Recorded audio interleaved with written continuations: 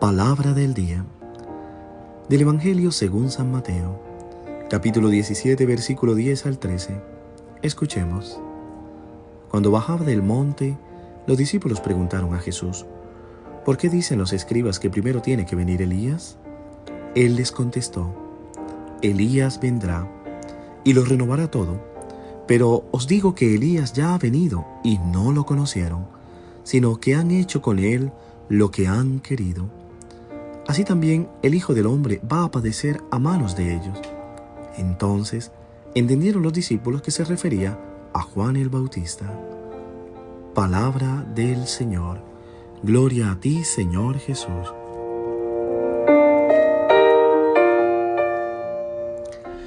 ¿Qué tal, mis queridos hermanos y hermanas? Clamo al dueño de la vida que hoy derrame abundantes bendiciones sobre ti, que te guíe siempre en el camino de la fe, que ayude en todos tus proyectos, que te edifique siempre en plenitud y que su gracia siempre te acompañe.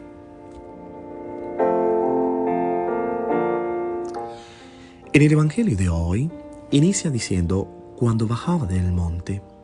Recordemos que Jesús desciende del monte en donde vivió la transfiguración. Allí estaba con los discípulos, donde recordemos que la transfiguración significa una anticipación de la gloria. Viendo los discípulos a Jesús conversando con Moisés y Elías, esta visión encendió en ellos preguntas para hacerle a Jesús, como buenos judíos que eran. De hecho, tan buenos judíos son que conocen la profecía de Malaquía.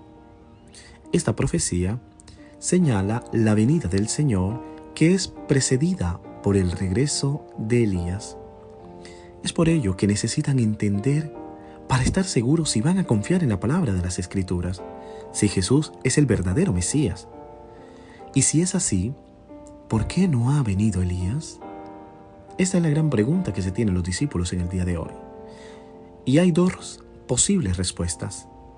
O los escribas estaban equivocados, o no es cierto que Jesús es el Mesías.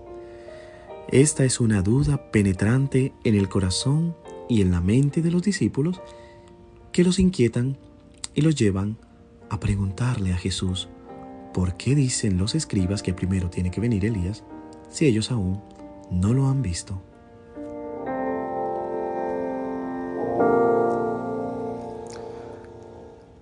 Pero en mi humilde opinión, creo que Jesús no pretendía, sin duda alguna, circunscribir a Elías solo a Juan. Lo explicaré para que podamos entender. ¿Quién es Elías?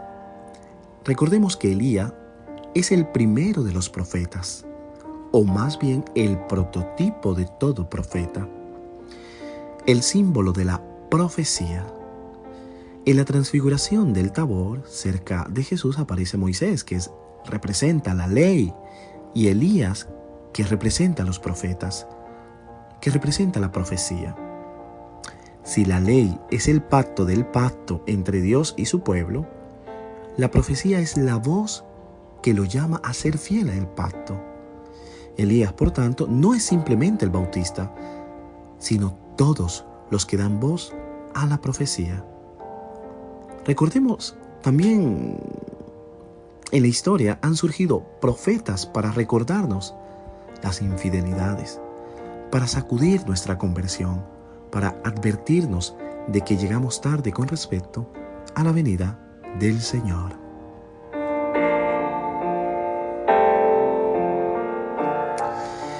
En los evangelios, entonces, el mismo Jesús se definía a sí mismo como profeta, cuando en Nazaret exclamó: un profeta es despreciado en su tierra, entre sus parientes, en su casa.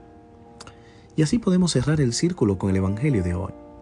En efecto, parecería que el mismo Jesús es Elías, que ya vino y no fue reconocido por sus seguidores. Es Él, es Jesús quien nos precede con la ley, con la palabra que ilumina nuestro camino.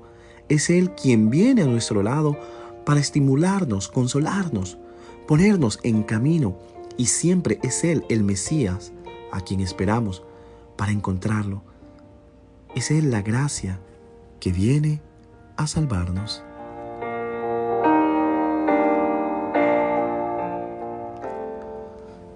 La venida de Jesús es el cumplimiento de las profecías que se refieren a Él. Entonces, los discípulos le preguntaron, ¿por qué pues dicen los escribas que es necesario que Elías venga? Esta pregunta es el centro de hoy. Siempre es muy importante darse cuenta de que la forma de actuar de Dios y de entrar en la historia es siempre una forma inédita, original, misteriosa, pero al mismo tiempo también es una forma que reconecta los hilos de toda la historia. Siempre he pensado que parece casi la misma experiencia que cuando descubres una figura conectada en diversos puntos enumerados. A primera vista parece un revoltijo, algo caótico, pero luego poco a poco asistimos a la revelación de una imagen oculta. La vida de Jesús es esas líneas que unió todos los puntos de las profecías y reveló el plan de salvación, el plan de amor que Dios tiene para la humanidad. Pero la certeza de que es realmente Él solo se puede tener si su venida es realmente precedida por la de Elías, como ya había explicado anteriormente. De hecho, las profecías dicen que Elías vendría primero para preparar el camino. Sí, vendría Elías y restauraría todas las cosas. Pero yo les digo, Elías ya vino y no lo reconocieron. De hecho, lo trataron como quisieran. Así también el Hijo del Hombre tendrá que sufrir por ellos. Entonces los discípulos entendieron que se refería a Juan el Bautista. Dios siempre cumple lo que promete, no se nos olvide. Pero no lo hace a través de los sensacionalistas, sino a través de las crónicas de nuestra propia vida. No tenemos que esperar a los fuegos pirotécnicos artificiales para reconocer la obra de Dios, sino mirar las cosas con lealtad para darnos cuenta de lo que está haciendo.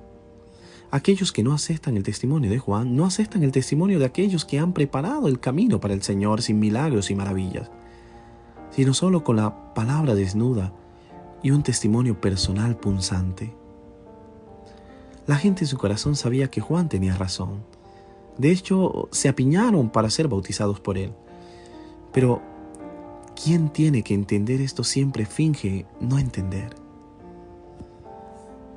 Creo que nos gusta demasiado negar la evidencia en busca de un sensacionalismo que nunca llegará, porque Dios no es un mago, sino un padre.